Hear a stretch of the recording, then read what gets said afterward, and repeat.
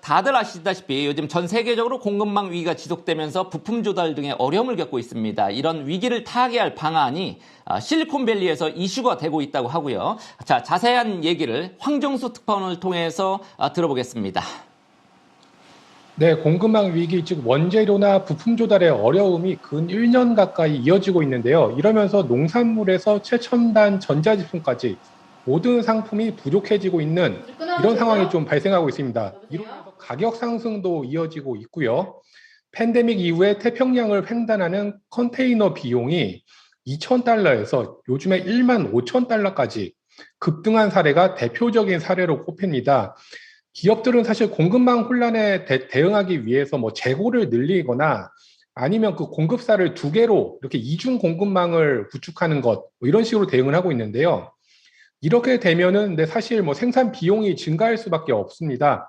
차라리 한 곳만 효율적으로 운영하는 제조 방식에 비해서는 가격 경쟁력이 떨어지기 때문에 차라리 한 곳만 효율적으로 운영하는 뭐 이런 방식을 좀 선호를 하고 있는데요. 이에 따라서 공급망 위기를 미리 좀 추적을 하거나 새로운 공급망 문제가 발생할 수 있는 지점을 예측하는 뭐 이런 기술에 대한 관심이 쏠리고 있습니다. 아날로그적이었던 공급망, 기업들의 공급망 전략을 데이터를 활용해서 고도화하는 건데요. 기업은 보다 많은 데이터를 쌓기 위해서 분주하게 움직이고 있습니다. 그래서 뭐 이런 역할을 할 수 있는 스타트업들이 주목받고 있는데요. 에버스트림이라는 그 스타트업이 대표적입니다. 이 회사는 배송 기록, 뭐 뉴스, 소셜 미디어 등을 통해서 물류, 배송 포함해서 고객이 제공한 정보를 활용해서 공급망 데이터를 수집하고 있습니다. 주요 고객으로는 DHL, BMW 등이 있고요. 문제를 예측하기 위해 수집한 데이터를 바탕으로 인공지능 모델을 활용해서 공급망의 약한 부분을 진단하고 제안을 합니다. 또 다른 스타트업 윈드워드는 선적, 뭐 환적, 위성, 이미지, 항만 및 컨테이너 데이터를 포함한 해양 정보를 전문으로 공급망 동향과 위험을 분석하고요.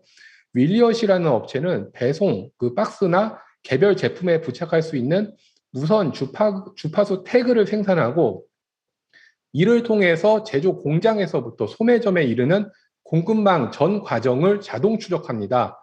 이런 공급망 분석 전문 스타트업에 돈이 또 들어오고 있는데요. 2,500만 달러 규모 자금 조달을 최근에 발표한 카고가 대표적입니다. 카고는 카메라, 라이더, 열화상 기술을 이용해서 창고와 물류센터의 활동을 모니터링하는 센서를 판매하고 있습니다. 더 작은 센서를 개발해서 상품 위치를 좀 더 효율적으로 추적하는 뭐 이런 기술도 개발 중이고요. 하지만 또 스타트업에만 의존하면 안 된다. 기업이 좀 더 고도화된 공급망 전략을 만들어야 된다. 뭐 또 이런 의견도 사실 적지는 않습니다. 하버드 경영대학원에서 공급망을 전공으로 연구를 하는 윌리 시 교수는 이 데이터를 활용한 이런 스타트업을 활용한 위험 관리는 분명히 사각지대가 있을 수 있다. 공급망이 점점 복잡해지기 때문에 완전하게 이제 부품을 조달하는 데 필요한 모든 데이터를 수집하고 종합하는 데는 또 스타트업의 역량이 떨어질 수도 있다. 뭐 이런 뜻입니다. 네, 그리고 요즘 미 현지 물가가 가파르게 상승을 하면서 식당들이 재료비 증가 등으로 어려움을 겪고 있다고 하죠. 그런 가운데 새롭게 등장한 용어가 슈링크플레이션이라고 하는데 어떤 의미이고 현재 상황은 어떤지도 전해주시죠. 네, 앞서 말씀드린 대로 기업들뿐만 아니라 그 레스토랑들, 식당들도 공급망 혼란에 따른 원재료 조달에 어려움을 겪고 있습니다. 그래서 또 원재료 가격이 또 올라가기도 하고요. 그래서 식재료 값이 폭등했기 때문에 음식값을 올려야 하는데 음식값을 올리면 당연히 손님들이 싫어하겠죠. 그렇기 때문에 그 음식의 양, 그다음에 그 재료의 뭐 들어가는 크기 같은 걸 좀 줄이면서 대응하고 있습니다. 미국에서는 이 같은 현상을 줄이다는 뜻의 슈링크에다가 인플레이션을 조합해서 슈링크플레이션이라고 부르고 있는데요.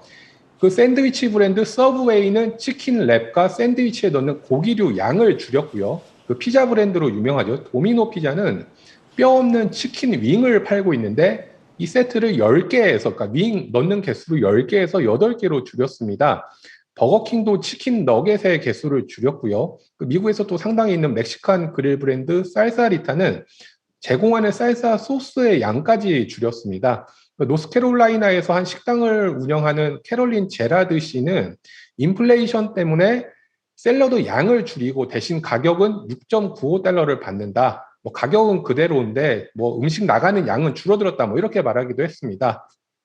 그래서 이것에 대해서 이제 전문가들도 의견을 내놓고 있는데요. 나일라 오르다바에바 보스턴대 교수는 사람들이 물건의 크기 변화에는 큰 의미를 두지 않는다. 가격이 오르는 데는 민감하게 반응한다.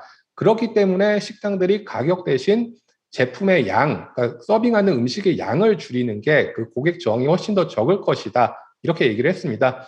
아까 말씀드린 슈링크플레이션에는 이렇게 양을 줄이는 뭐 이런 전략도 있는데요. 이거를 포함해서 크기가 작은 아예 새로운 메뉴를 출시하는 전략도 있습니다.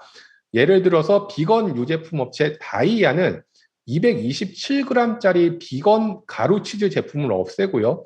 대신 226g이 줄어든 201g짜리 신제품을 내놓기도 했고요. 우리 뭐 많이 드시죠? 게토레이, 많이 마시는 그 이온 음료인데 게토레이도 최근 807g짜리 대신 793g짜리 제품을 새롭게 출시를 했습니다.